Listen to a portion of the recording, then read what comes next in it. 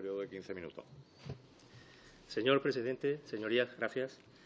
Quiero agradecer a esta comisión la oportunidad, por primera vez, para un representante de guardias civiles, de explicar en líneas generales las actuales condiciones sociolaborales de los integrantes de este cuerpo de seguridad. Hoy expondremos medidas encaminadas a modernizar la Guardia Civil y, en consecuencia, mejorar la seguridad pública.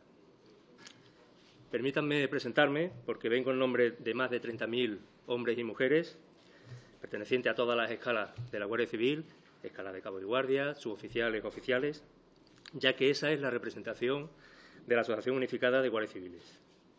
Lo que significa que, según los datos oficiales de la propia Dirección General de la Guardia Civil, el 80% de los guardias civiles inscritos en alguna asociación pertenecen a UGC. Esta es la representación en azul de la Asociación Unificada de Guardias Civiles con respecto a las demás asociaciones. No solo somos la asociación mayoritaria en el cuerpo, sino también la decana, porque AUGC lleva 20 años trabajando y forjando el sacrificio personal y el sacrificio personal. Tenemos a gala ser la asociación que se ha personado en todos los procedimientos judiciales donde han sufrido atentados los guardias civiles o su familia, sobre todo terrorismo y, obviamente, el terrorismo de ETA. Y con esta legitimidad, desde luego, puedo afirmar que a los guardias civiles nadie nos ha regalado nada.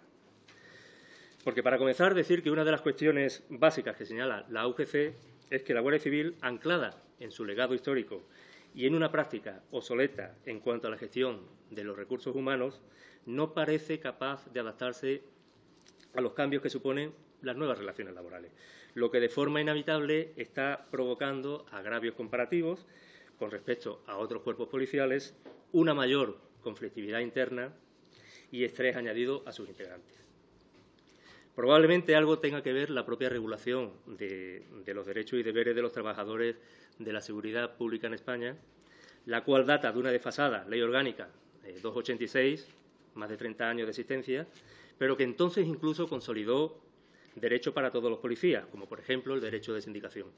Para todos, menos para los guardias civiles. De este modo no será hasta la vigente Ley Orgánica 11 de 2007 de derechos y deberes de los miembros de la Guardia Civil donde por primera vez se regularán, aunque de forma limitada, ciertos derechos para los guardias civiles.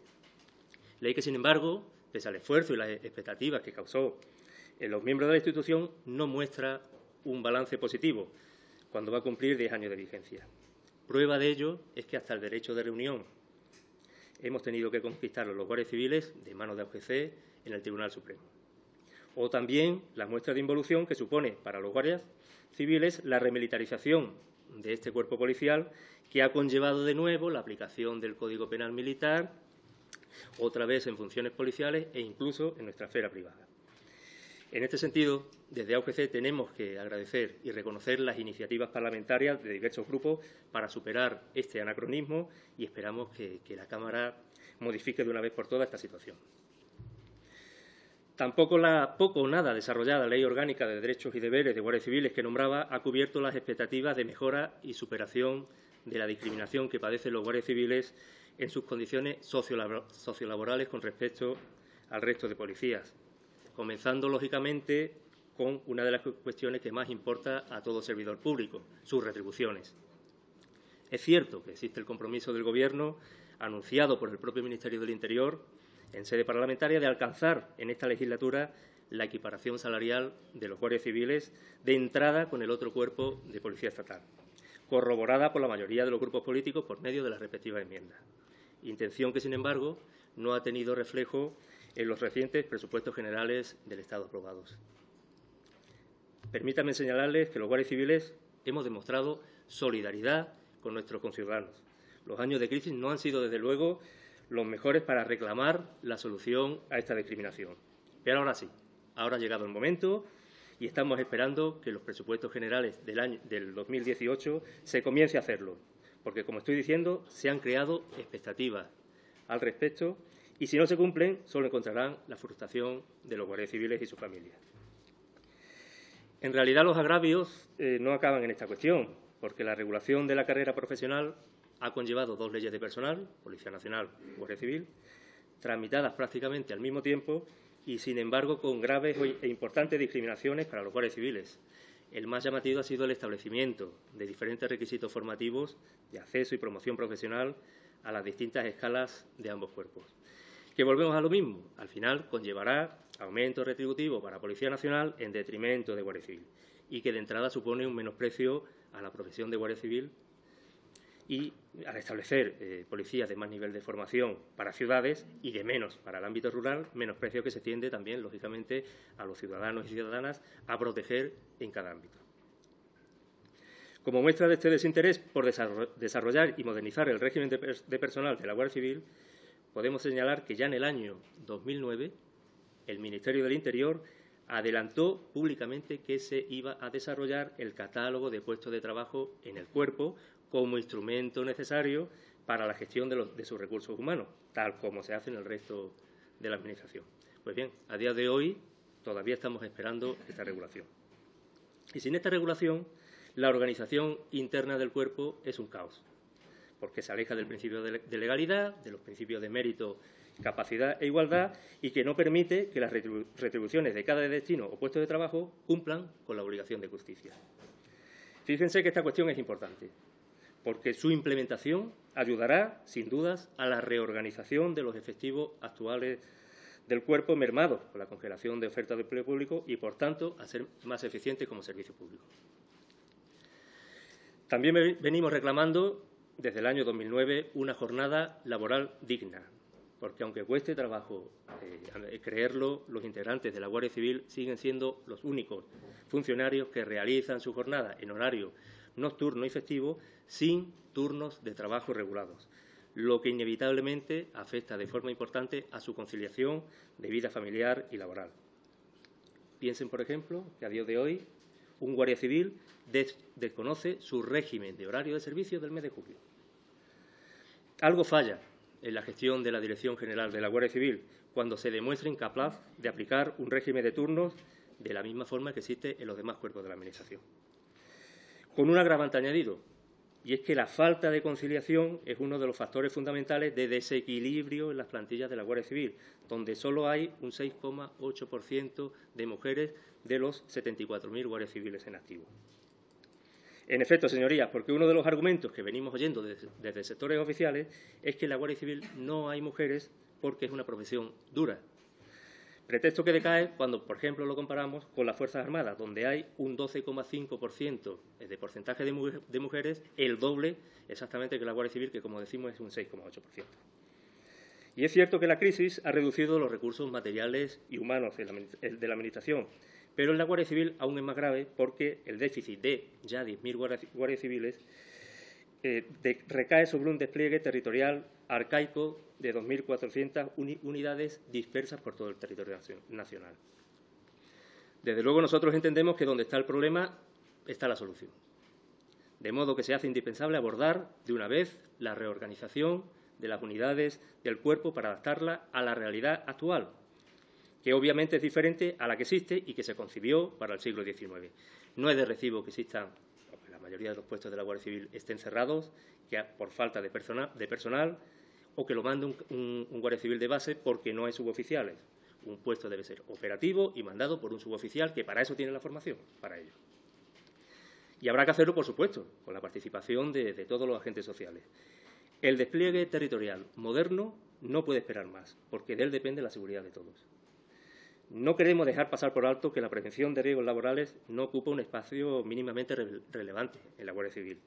No es aceptable la tasa de suicidio en el cuerpo porque si la media de la población española se sitúa en un 11,7% por 100.000 habitantes, en la Guardia Civil se dispara al 16,5%. ¿El resultado? Pues que desde el año 2000 ha habido 213 suicidios en la Guardia Civil. Hablando de prevención, pues tampoco es de recibo la polémica generada en la adjudicación de chalecos antibalas, porque cada Guardia Civil tiene derecho a su propia protección, es decir, a un chaleco adaptado a su complexión física. Esta semana hemos sabido que una Guardia Civil ha sido propuesta para ser sancionada por falta grave, una Guardia Civil que se negó a colocarse un chaleco antibala masculino en un control de carretera, porque pretendía usar el chaleco femenino que había adquirido por medios propios y que era el adecuado a su fisonomía. Bueno, recordarán el caso porque saltó a la prensa, saltó a los medios de comunicación, ya que la Guardia Civil, Alicia Sánchez, se le imputó un delito militar por el que podía haber ido a la cárcel por esta situación. La jueza archivó la denuncia, pero su argumentación poco le ha importado a la Guardia Civil, que, como digo, ha propuesto la sanción del agente con pérdida de sus haberes retributivos. Desde luego, lo que no han hecho los jefes es medir la posible responsabilidad de los mandos competentes cuando, como era el caso, se ordena montar un control en el que los agentes que intervienen no tienen los medios adecuados para su protección. Pero así es la Guardia Civil. La depuración de responsabilidades va normalmente hacia abajo, difícilmente o casi nunca hacia arriba. No querría pasar por alto esta exposición sin nombrar un derecho recogido también en la Ley Orgánica de Derechos y Deberes, innovador en su momento, el derecho de asociación profesional, pero que desde luego tampoco ha respondido a las expectativas de los guardias civiles porque impide canalizar las demandas de mejora de sus condiciones de vida y trabajo. En este sentido, señorías, como su tiempo es limitado, no voy a extenderme demasiado. Déjenme tan solo nombrarles someramente una serie de datos objetivos para que ustedes puedan juzgar por sí mismos. En primer lugar, en el tiempo de existencia de esta ley orgánica, 10 años, se han instruido más de 300 expedientes disciplinarios a representantes de la Asociación Unificada de Guardias Civiles. 80 en los últimos 5 años. En segundo lugar, quiero señalar la inexistencia de un cauce normalizado entre las asociaciones profesionales y cualesquiera otros agentes institucionales. Por poner un ejemplo, esta comparecencia puede acarrearme, como guardia civil en activo, consecuencias disciplinarias si alguien entendiera que se han rebasado los límites que el régimen disciplinario del cuerpo impone al derecho de libertad de expresión. La situación de aislamiento que desde el Gobierno se pretende imponer al derecho de asociación profesional en la Guardia Civil llega a tal punto que el Ejecutivo ha iniciado una vía de confrontación judicial contra AUGC por la mera colaboración con el Sindicato Unificado de Policía. Como también se nos niega la posibilidad de participar en foros europeos donde el intercambio de información es esencial para conformar una política y un modelo de seguridad público común. Permítame trasladarle una circunstancia que entiendo significativa. En el recientemente celebrado Congreso del Sindicato Unificado de Policía, el secretario de Estado de Seguridad vino a decir, corríjanme si me equivoco porque algunas de sus señorías estaban presentes, vino a decir que además de las denuncias, además de denunciar las carencias de las fuerzas y cuerpos de seguridad del Estado, un sindicato responsable debe tener la capacidad de aportar soluciones constructivas. Pues bien, que alguien nos explique cómo podemos hacerlo, cómo puede hacerlo OGC, si este responsable ministerial de entrada ha rechazado la iniciativa de OGC de reunirse con él, y aquí tengo la notificación fechada el 16 de marzo. En realidad parece que no nos quieren fuera, pero tampoco dentro, porque otra vía de confrontación judicial que se ha abierto con la Dirección General de la Guardia Civil ha sido una reglamentación interna para cortar de raíz cualquier iniciativa aperturista que pudiera producirse. De modo que las unidades donde se nos había permitido a las asociaciones profesionales acceder a locales cedidos por la Administración para poder atender a los guardias civiles, lo cual parece lógico porque motivo de seguridad, porque somos un colectivo que, lógicamente, es objetivo prioritario de organizaciones criminales y terroristas. Pues bien, en un movimiento involutivo, como digo, se nos está expulsando de las mismas, de las unidades, bien a los representantes, bien al personal laboral que habíamos contratado para tal fin. Así ha ocurrido en Zaragoza, en Huesca, en Córdoba, en Cádiz, en Pontevedra o en Málaga. En este caso, aún más grave, porque se ha expulsado a nuestros representantes por el mero hecho de luchar contra la corrupción en el cuerpo, que, como podrán imaginar, tampoco la Guardia Civil se libra de ella. Y, en tercer lugar, permítame exponerle un mero dato referente al Consejo de la Guardia Civil, que es el órgano, en teoría y por ley, que tiene como función establecer la interlocución entre las asociaciones profesionales y la Administración. Pues bien, este órgano se van a convocar ahora las terceras elecciones al Consejo de la Guardia Civil, y podemos repasar la participación en las anteriores elecciones y los datos, desde luego, son demoledores, sobre todo si lo comparamos con los resultados de las últimas elecciones en el órgano homólogo en Policía Nacional. De modo que en las elecciones acontecidas en la Guardia Civil participó solo un 28% de la plantilla, es decir, 24.600 guardias civiles, mientras que en Policía Nacional concurrió el 80% de la plantilla, es decir, 62.000 policías nacionales. Bien, lo anterior lo que evidencia, a nuestro entender, que los avances conseguidos por otros servidores públicos que comparten misión constitucional y funciones legales con los guardias civiles deben llegar también a estos. Y la mejor manera, entendemos, que para garantizar un marco de derechos es reconocer el derecho de sindicación, porque no se trata de mendigar, sino de negociar las mejoras que merecemos los guardias civiles. Señorías, para ir concluyendo, la Guardia Civil es el mayor cuerpo de seguridad en España e incluso suele aparecer, como saben, en las encuestas como la institución más valorada por la sociedad. Pero, sin embargo, y pese a este potente desarrollo, esconde problemas importantes relacionados sobre todo con la gestión de sus recursos humanos. Y si en su momento fue un avance la Ley Orgánica de Derechos y Deberes, ahora ha puesto de manifiesto que el modo de ejercer estos derechos es claramente insuficiente y, por tanto, mejorable. Porque, lejos de colmar las expectativas de los guardias civiles, ha conseguido frustrar el ánimo de estos porque ven como la brecha de desigualdad entre ellos y el resto de cuerpos policiales se va agrandando. Por ello entendemos que se debe incidir sin demora sobre cuestiones concretas y, sobre todo, entendemos que esta Cámara tiene capacidad para ello. Dos son las fundamentales. Primero, superar definitivamente la discriminación salarial que hace que los guardias civiles sean los policías peor pagados de todo el país. Y segundo, una regulación de la jornada laboral digna que permita la conciliación efectiva de la vida familiar y laboral y que debe contener dos factores claves, regulación de turnos y las compensaciones correspondientes por necesidades del servicio cuando se deba alterar el ritmo ordinario de trabajo. A este respecto quiero señalar un hecho puntual, pero sin duda significativo, porque para afrontar la falta de personal que periódicamente se da en época estival, a petición de la Dirección General de la Policía Nacional, se ha aprobado, o parece que se ha aprobado, una partida presupuestaria suplementaria de 4 millones de euros que irán destinadas a compensar los servicios extraordinarios. ¿Saben qué ha hecho la Dirección General de la Guardia Civil? Pues absolutamente nada.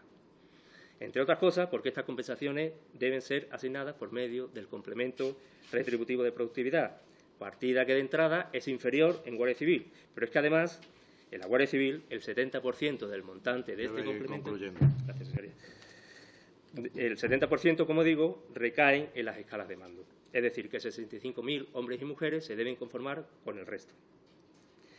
En tercer lugar, creemos necesaria la erradicación definitiva de la aplicación del Código Penal Militar a los guardias civiles en funciones policiales.